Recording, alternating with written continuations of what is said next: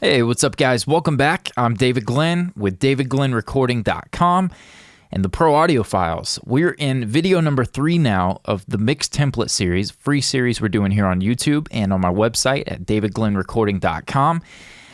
Video 3, we're going to be looking at the drums. So if you've missed it, video 1, we talked about the utility plugins and the master fader.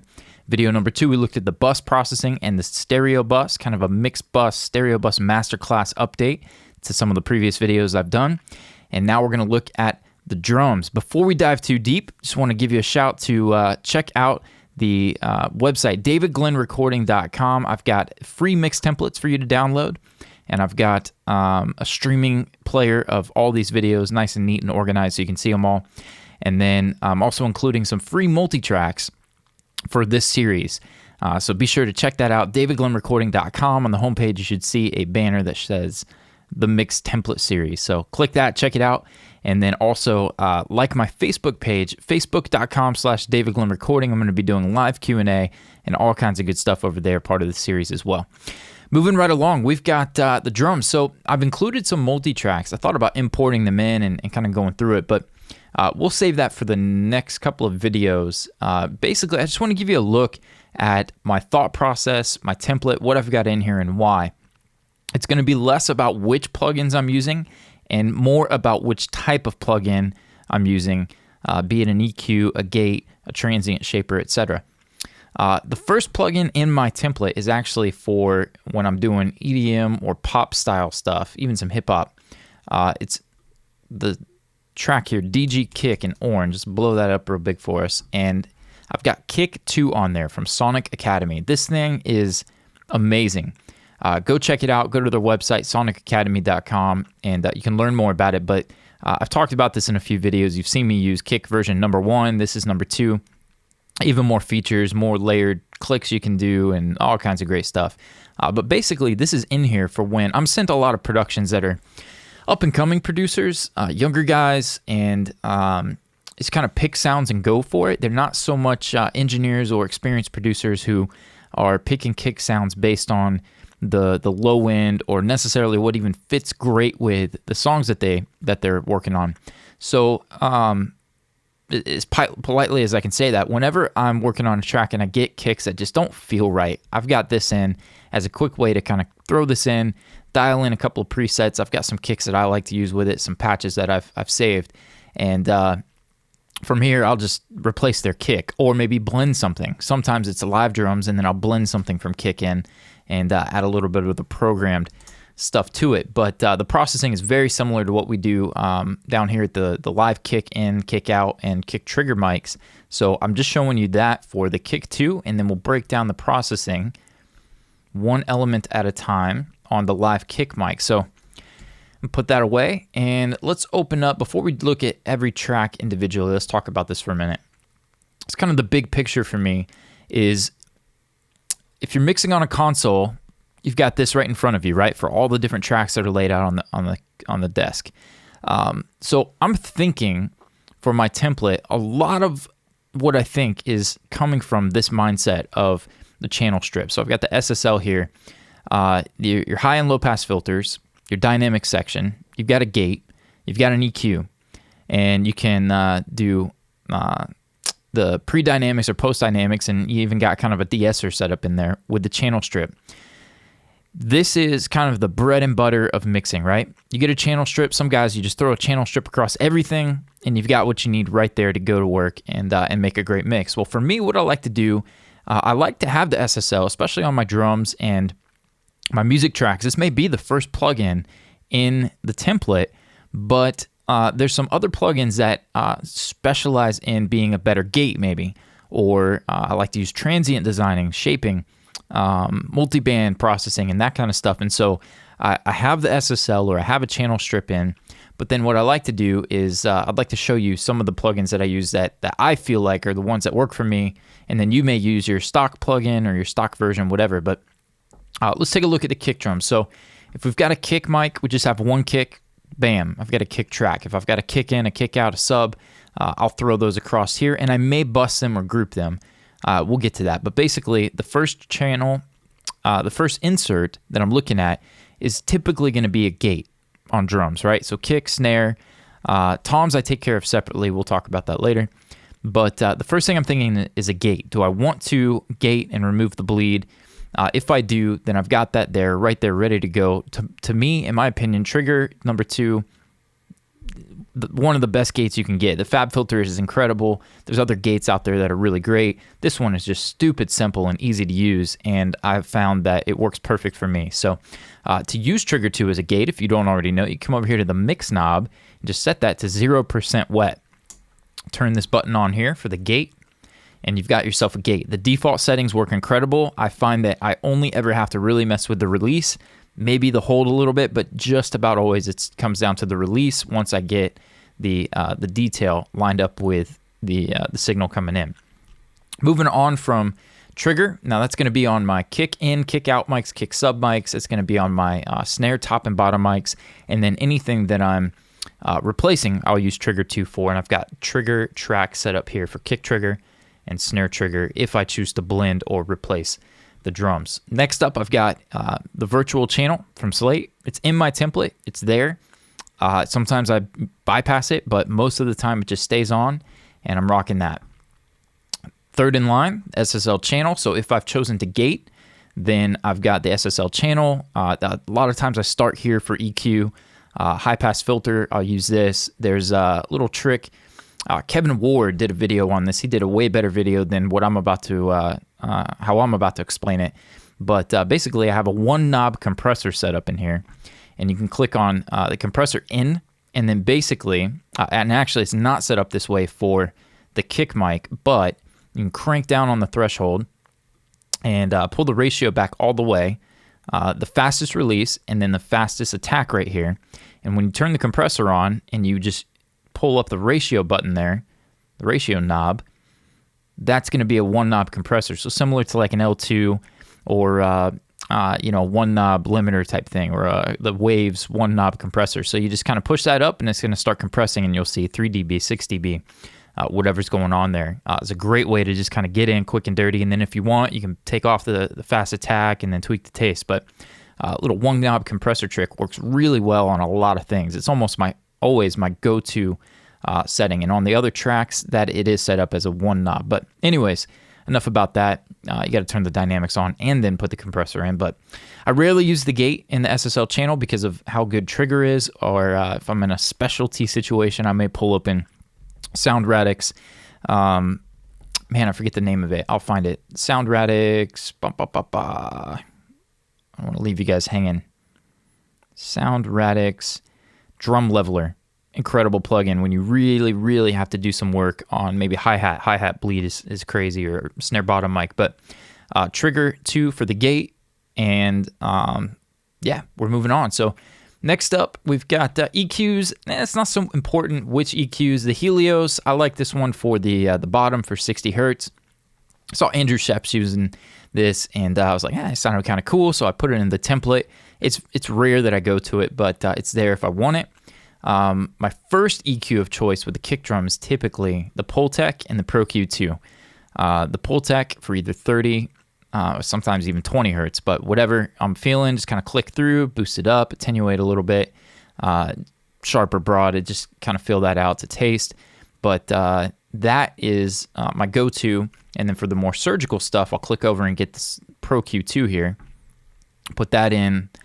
Don't really know why that's there, just maybe being OCD one day. But yeah, so Pro Q2 for surgical stuff. I'll even boost a little bit, cut a little bit, come over here, find the click. Where do I want? Kind of shape that with that, and then more broad stuff with the Pultec. But put that back. So we've got channel strip. We've got EQ covered. Let's look at R-Bass. It's in the template, but I got to say, from Waves here, I will only use R-Bass if I have a single kick drum mic. If I have a kick in, kick out, kick sub, anything other than just one kick mic, I won't use R-Bass. I find that it can really jack up the phase between those multiple mics. So what you may do is if you start using R-Bass on the kick and you really love what it does, maybe you commit that and then auto-align or slide for phase, check phase, but definitely be careful with using this across multiple kick mics. So that's there in the template. It's very rare that I even use that, but it's there. If I need it, I can pull it open. I've got 1176 for compression. Pretty straightforward stuff. We're going to get to actually mixing a tune together, and you'll see me using the compressor, but that's there if I need it. And then the last thing I'm thinking is transient shaping. So we've talked about gating. So are we going to cut sustain if we're going to tighten that up? And then maybe we're going to use compression to lengthen a little bit or give some tone or character. I like to go to, I've got the SPL. I use that for if I just want a little bit of point, nice and quick, just pull open the attack, just give that a little love. But this guy right here, I'm a huge isotope fan. I'm a huge plugin fan. But I'm a huge isotope fan, and I've used Alloy 2 for a really long time. But they've stepped it up big time with the transient shaper inside of Neutron. This thing is a beast. You've got the multiple, what are we even calling them? The envelope response. So the shape of the transient attack and release, incredible plugin here. And I use this a ton, not just on drums either. I use this for if you get a track and you've got too much reverb tail, man, pull this open. You can really get in. If you only want to pull out like the top end of a verb, you got a track, maybe a guitar, and the guitar is tracked with, this big soaked reverb, but then you compress it and it, enhances the verb or creates more sustain, and you want to get a little bit of that tone out. You can come in here and really just dial it back with the sustain. You got 3 bands to work with, but this is a go-to for me on kick, snare, and definitely toms as well to get a little more attack on the toms. This is great. You'll see that in a minute as well on my toms bus. But that's a go-to for me, and just about every tune I'm pulling that open.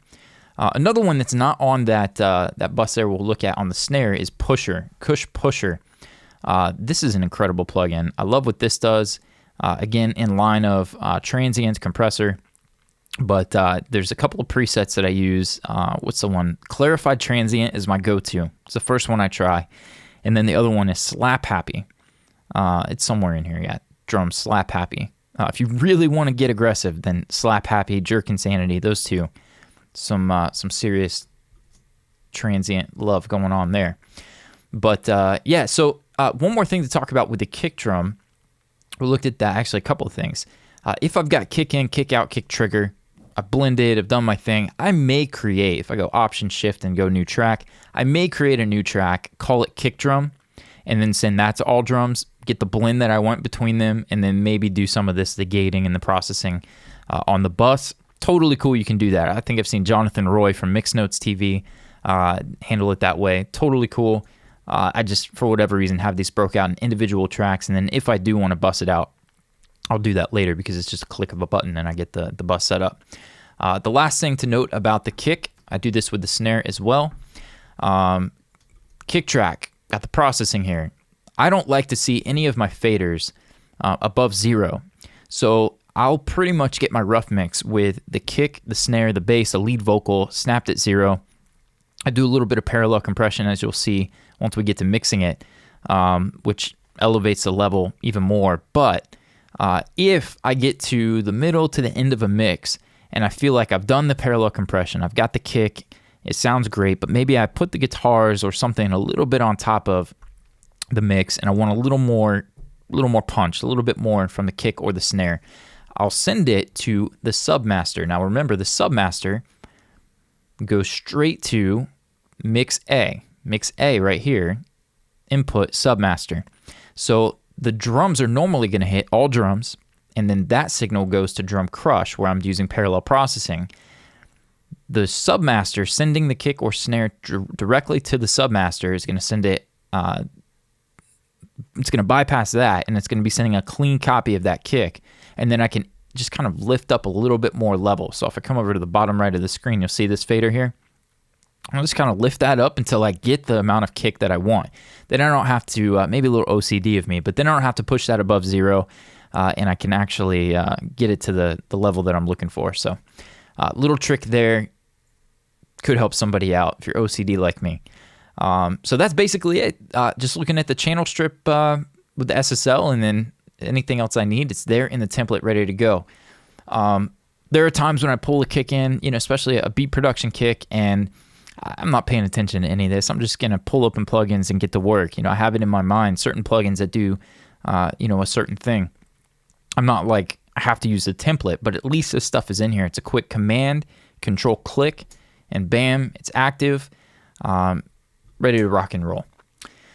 The kick trigger, pretty straightforward on this one. I've got the option to click option and click and drag down to the kick trigger if any of these processing, if I want to pull them on to the kick trigger. But for the most part, if I'm triggering, I'm going to try to find the sample that works, and then I'll just have the SSL channel if I want to tweak a little bit of EQ or shape it a little bit. But for the most part, that's pretty straightforward. I do a lot of transient designing to samples, so I'll pull that down and copy it. But yeah, so snare drum, pretty similar. I've got the trigger 2 for the gate. I've got VMR for the channel, and then I've got an SSL. Really straightforward there. Where it differs a little bit is I really love the Neve 1073. So you could put whatever EQ you want here. Maybe you like a Pro Q2 just to be surgical. Maybe you want to pull out some ring. You want to have that on there. But for me, I've got this in the 1073. Love to get a little bit of grit out of this, back the input off. I love the shelf 7.2. Go-to frequencies for me on the Neve. And then this trick, I can't remember where I learned it. I know I've seen Matthew Weiss do this, Andrew Sheps, a couple of guys. You pull open the lo-fi, and this distortion right here on the snare sounds incredible. A little bit of point, a little bit of kind of bring the snare forward a little bit more. This one is really great. Even just a little tiny bit, 0.1, 0.2 can go a long way. But I'll even, I push the envelope quite a bit sometimes and crank it. But that's in the template just in case. We talked about pusher, clarified transient's a great one. And the other one was neutron. Now, something that's not in the template, it used to be, would be Blue Cat's patchwork. And I would put Blue Cat in. I just kind of know that I do this. But you go to Blue Cat audio right here, patchwork. And I mentioned it in the stereo bus video because a lot of the UAD plugins, they don't have mix knobs, right? Sucks. Like the whole point of, digital and all of that is to give us the versatility and the options. But the Studer doesn't have a mix knob. So I throw it through the Blue Cat's patchwork, and I'll use this and then kind of dial in some percentage here. Maybe the 1176 for parallel compression right on the track. I'll throw it in through Blue Cat and then adjust the mix to taste, parallel processing right then and there. I use a slate a decent amount, and that'll be a click button to. I had a Pro Tools crash and had to reinstall everything, so some of my stuff is not up at the top. But anyways, the slate stuff, the VMR has a mix knob on just about everything, so that's a great feature. I think a mix knob should be on almost every single plugin. But okay, so snare top, snare bottom, same thing. If you want to bust those, you can select them. Pro Tools guys, new track, name it snare. You've got a snare blend. Same idea with the snare bottom mic. I'll just drag those on top of these. And then the snare trigger, very similar to the kick trigger, where I've got trigger 2 for triggering it, and then I've got a channel. So pretty straightforward there. I've got a stick track for side stick, and I've got a couple samples in my library, my personal library that I like to drag in if I've got a live gospel track or a country tune, and we've got some side stick. I like to replace those. And we get to a snare distortion. Hardly ever use this, but it's in the template if I want to. Parallel distortion. And I've got Saturn from FabFilter and the saturation knob. You could layer this with plugins, and then you have a parallel saturation to go to if you want. I could see that actually moving its way out of my template because of being able to put Blue Cat and just use parallel right on the track. But the snare verb, I've got the EMT 140 from UAD, and then I have an EQ. Just about all of my reverb sends will have an EQ on them. This is an older send. I've just left it alone because I'm lazy maybe. But I've got the snare verb and that EQ. If I use it and pull it in, I think I just about always come up here and drag that guy on. But then you might shape the verb a little bit, take out some bottom, take out some top. That 1.2, whatever it is, can get annoying, and drag that down, notch it out. But I've also got the option to go to Echo Boy.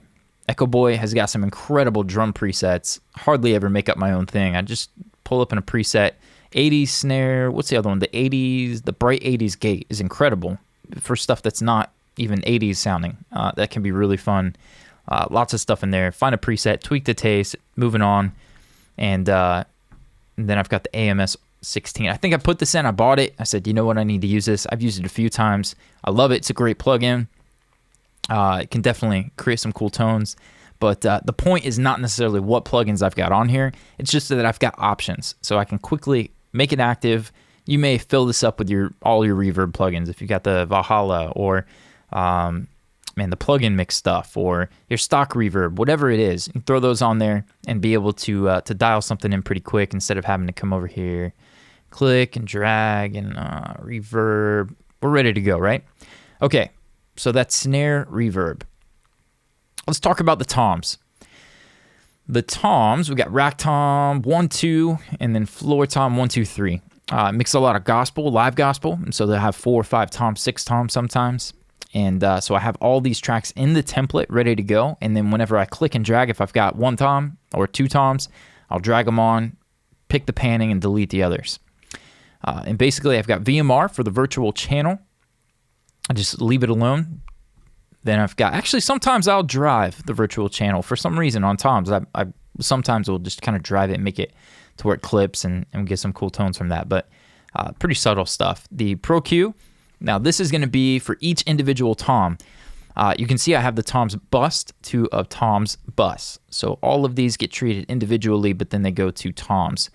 We'll talk about that. But the basic gist is a lot of times you'll get, let me say it like this. Rarely do I receive recorded live toms where they all feel consistently smooth, fat, low end is equal between them. So I have the Pro Q2 here. I like to high pass my toms, 55, 60, 70 hertz sometimes and below is high passed. But the rack tom almost always feels like I got to go in and boost 150, 200 to get that to feel as full or warm sounding as the larger toms. So I've got this here as an option. Can also go in and kind of find what's not working. The mid-range, the boxy stuff, pull that out. If I want a little bit more top, I can do that here. But for the most part, the EQ right here is for the low and low mids in the toms to make sure that I get those. I'll listen, I'll find a section with a tom fill, and I'll solo the toms, and I'll loop that fill and just kind of EQ my way through it to get them to sound cohesive. So that rack tom 1, 2, 3, floor toms, that they all feel like they're the same sounding tom. And then sometimes, very rare, but I hate with a passion, I hate triggering toms. So I try not to do that, but sometimes it's necessary. All right, Tom's Bus, VMR for virtual channel, pretty consistent. Then I've got the multi-band from FabFilter, the Pro MB. Looks crazy. I promise you it sounds awesome. So this to me brings the energy out of the toms. This preset has come from the Waves multiband, the linear multiband, I think it was. There's a Floor Tom 1 preset, and I pretty much just copied all those settings into here, and I love this on toms. I can't explain it. I can't go through and just say, oh, hey, hey, here's that, and there's that, and here. Copy the settings, do your thing, but listen to it, bypass it. It's like an excitement. It's just awesome. It feels really, really great, and I've never been let down or turned this off. It just is always there for my toms. I shouldn't say that. Very rarely, if I want boxy indie type toms, a lot of times it stays on. Very rarely do I turn it off, but in that case, I may bypass this and move on without it. Neutron is next. This used to be Alloy 2 for the multi-band transient designer. And I love to get the punch right in the toms. I like the stick hitting the head. I like that sound to come through if it's fitting to the track. Sometimes you need a little more of a dead sound. You don't want as much attack. But for me, kind of my default go-to is to have the attack boosted, a little bit of sustain under control. Instead of using a gate, kind of use that to kind of suck in and control the sustain. Sometimes I take this and just go nuts and I drag it all the way down. But my default is a little bit of boost to the attack, and a little bit cut to the sustain.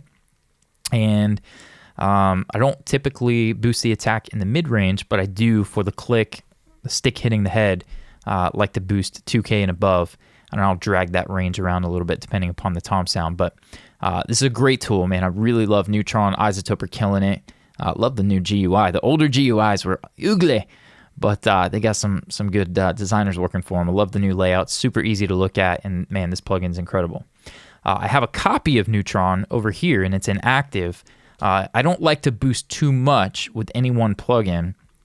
I'll push this 4, 5, 6, 7 dB of attack boost, but if I get going, and sometimes it's just not enough. I've got another instance of it that I like to use. So after that first instance of Neutron, I've got the UAD Studer. This is a go-to for me. You may have the Slate. You may have I keep forgetting, there's another brand out there that has a pretty sweet tape machine, but this is a go-to for me. Depending upon the style, I'll drive it until I hear some distortion and then back off the output. Or if I want it to be just, a nice, warm, clean sounding tom, I'll, put that into where it's hitting and sounding the way that I want it to, tweak the taste. But this is in my template. Those are the settings. And it's always been something that I really like is the tape sound on toms. Next up, I've got verb sends. I've got a drum crush send. Very rarely use that. And the subsplash. You know what? I'm going to go get some samples imported in, and we're going to talk about the subsplash for a minute. All right, so just for example's sake, I've pulled in one tom track, and we're going to look at this subsplash because it's worthy of its own little section. If you guys have stuck with me this long through this video, hopefully it's not too dry or boring. You deserve a little mixing tip trick kind of thing here. So something I love to do with toms, bass drops, kick drums, I've got this preset in my template called subsplash. And we'll scroll all the way to the bottom here, and there it is. And kind of lift that up, and then I'll almost always drag this to whatever it is I'm going to be working on. And I'll throw it up here. We've got tom 2, and I'll just set it underneath the track. And now I'm sending the tom's bus. I have it set up there, but almost always I'll go from the track itself. But for now, we'll just work with that. So if I've got subsplash, it's set to detemp there to 0, and we'll come here. Maybe there's a fill, dun, dun, dun, dun, dun, and hit the floor tom for this one. Dun, dun. So maybe I don't want it on the first one, but I want it on the second hit. Suspend, go to slip mode here. I'll extend that section out, and come over here to the subsplash send. Command Control click on, actually I'll mute it. Command Control click on the mute. And then from here, go down to the toms track. I'll lift the subsplash and automate it open. So here's with no subsplash. And then here's with it. Okay, you might not be able to hear that. This isn't a mix that we've got rocking. I'm not sure what those levels are doing. Let's see. You know what? Toms are already down. They're all the way down at -20. Let's do that again. So here's no subsplash. There we go. So here's no, and then with it. So you got that ring out. And basically, I've just got a reverb here set up. With the toms, I would open it up a little bit more than that, but I've got all the top ends gone. It's just low end, and I've got that going into a reverb. And then for the lows, I may increase that even more. I may cut it. It depends on the tune and the tempo of the song. But for this, let's exaggerate it, set it up to 10. The reverb plugin is not important. I just love the lexicon because it gives me the bass, the mid, and the treble decay rates, the reverb times, independent control of those. But because we filtered it out so much, you could really just put any reverb you want on there. So one more time with it. That's a little bit higher tuned tom. I would do this on a floor tom most likely, or a kick or a bass drop to add a little bit of low end sustain to the sides. A cool little thing that we do. I think I actually even did a video on this. Look up David Glenn subsplash, and I'm pretty sure there's a tutorial where I talk about using it in multiple scenarios, but I saw that send there, and I wanted to give you guys a little something there. So pretty cool idea if you have a tom fill, you got left-right stereo image going on, doom, doom, doom, boom, and it kind of hits and then expands stereo. Could add a nice little something to the track. But for now, we're going to take and put this all the way back down at the bottom of the template. We're not going to wait that long. And we're moving on. So there were the toms. Did we forget anything? No. Hi-hat. Hi-hat, if I have a ride mic, I'll just duplicate the hat mic and label it ride. And I've got the same stuff here. It's just an SSL and the Slate Digital virtual channel. That's it. Like I said, if I want to work on snare bleed or anything like that, I'll pull in Sound Radix leveler, drum leveler. But for the most part, that is just straightforward. A little bit of top end, filter out or boost, depending upon the tune, some bottom, and we're moving on. The overheads, I've got this first plugin is one of my favorite plugins, Ocean Way from Universal Audio. A lot of times, I will use this to use it in remic mode. You can see you've got two modes with Ocean Way, reverb or remic. With remic, I guess you can kind of figure out what that's doing. However, it's doing its thing behind the scenes. Excuse me. It's no longer just a reverb of the room. They're actually emulating as if you recorded with these microphones. So however that works or whatever the trickery is, it actually sounds really good. So worry less about, what's going on and just use your ears and figure out what you like. But I've got that in remic mode. If I get home studio overheads and I want to give a little bit of depth or dimension to them, then I'll throw this on. It's kind of a go-to for me. If I have drums that were recorded in a really nice studio, I may not need this or use it, but that is an incredible tool for adding a little bit of, the good stuff to drums. Drums are meant to be in a room, so that's kind of a first step for me on overhead mics to help them feel a little more natural. Next up, we've got VMR, again, virtual channel, straightforward. Now, for whatever reason, I like the top end on the API. I've used this for a long time. I come in here, the first step, overheads, do I want them more? Sometimes they've been boosted already in the recording, and so I just leave them alone or a little bit. Sometimes I crank it and boost a lot of top.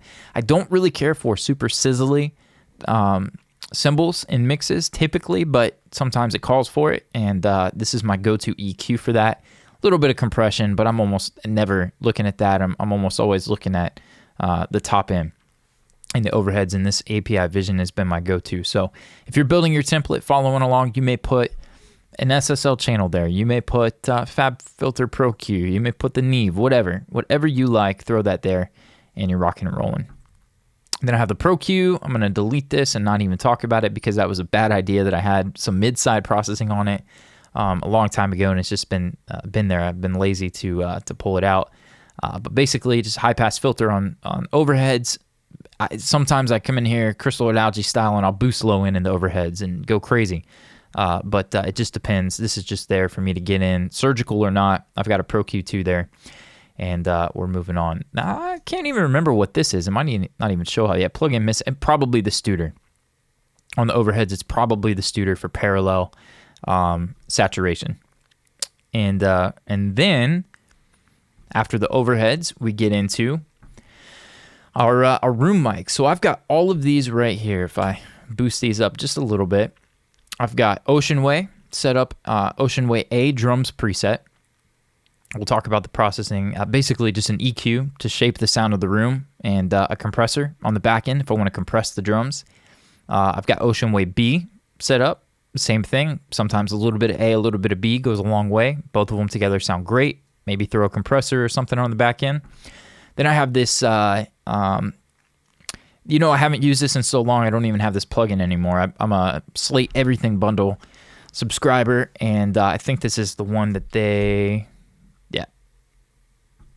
anyways, it's inactive, but 480 plate, the 480 room, I don't use those. They're in the template because I haven't changed it up.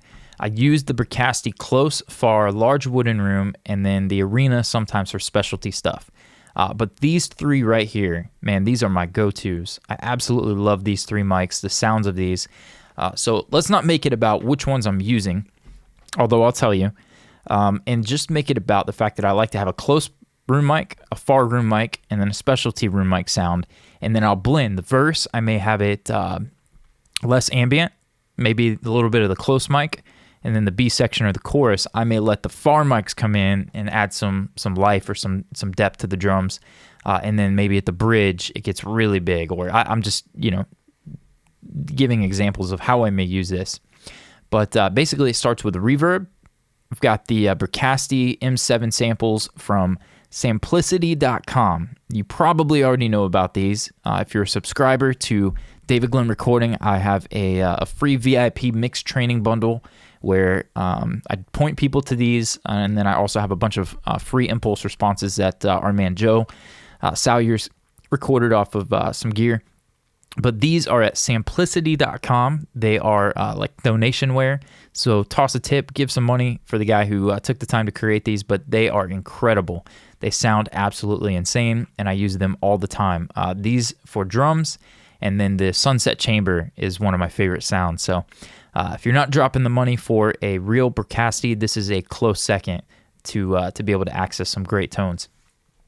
So Bricasti Close, it's the Studio B Close mic, the Bricasti Far, Studio B Far mics, and then I like to have the EQ on the back end of all of it so that I can shape it. Maybe I want a little more mid-range to come through from this. I'll sometimes add compressors like I mentioned. But it's here. It's ready for me to go. Large wooden room. Again, the Nectar is, if I remember, for transient shaping. Let's go ahead and pull that open. No, you know what? That was for de-essing, and it was for if I send a vocal into this, I'll have a de-esser. That de-ess is rambling here and stumbling. A de-esser that will de-ess before, but it's very rare that I ever send a vocal into one of these rooms. But they sound good, so it's there as an option. The Arena is the crystalloid algae effects plugin from Waves, and I very rarely use it, but it's there, ready to go if I want to call upon it. This is a great plugin. Lots of cool tones. You can drive and distort and do some cool filtering effects. You can see the options there, but that's there as an option. And those are the verbs. So if I'm sent verbs, I will just pull those tracks down, route them out to the high end, and tweak them to taste, crush them, decapitator, saturation, distortion, all kinds of cool stuff. Sometimes I'll take a stereo room, collapse it down to mono, and blend that in as like a trash mic if I don't have the need for that, because I like the close or the far better than what it was recorded, yada yada. But basically, we're done with the drums.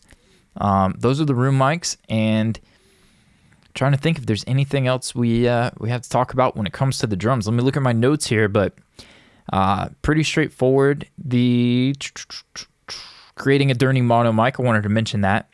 I did briefly about collapsing room sounds down to mono. Sometimes the overheads, I'll blend those to a mono source, and then like I said, throw saturation or distortion on it. Trash mic. We'll show that whenever we do the mix. We got a cool indie rock tune that it's got a sweet vibe. We'll definitely be doing some distortion on that one. And routing. So we talked about the kick, snare, toms going to the all drums, and the metal of the kit going to high end. Just like to keep them separate. I like to smash the shells and blend that in nice. If I choose to compress the overheads or the hat, the ride, any of that stuff heavy, I'll do that at the track level and blend to taste. But I've yapped. Not a lot of A/B examples in this. It's more about the template. We're going to get a lot of the sounds coming through once we mix a tune together. But basically, just to help you follow along, take a look at what I've got going on in the template. One last thing, I have the Ocean Way A. If I am not provided room mics, or even in that case, if they don't sound very good, I will sometimes route my own blend from the sends, from the kick, the snare, the toms, to Ocean Way, and then bounce that and commit it as a drum. I'll create a drum room from there. So sometimes I don't just route it and leave it through the send. I'll actually send it, commit it, and then create an audio track out of it. Is another cool way to work. But there we have it. Drums. If you have any questions, man, please post in the comments below. Go to the Facebook page, David Glenn Recording on Facebook. Like and send me questions. We'll do live Q&A, all kinds of stuff over there. And then if somehow you missed it, don't forget the free mix template for my exact template that we're going through here, as well as a stock plugins version for as many DAWs as possible. Go to davidglennrecording.com, and we'll catch you guys in the next video. We're going to take a look at the bass guitar, sub frequencies, a little referencing technique, and we'll see you in that video. Thanks again for checking it out, and we'll talk to you soon.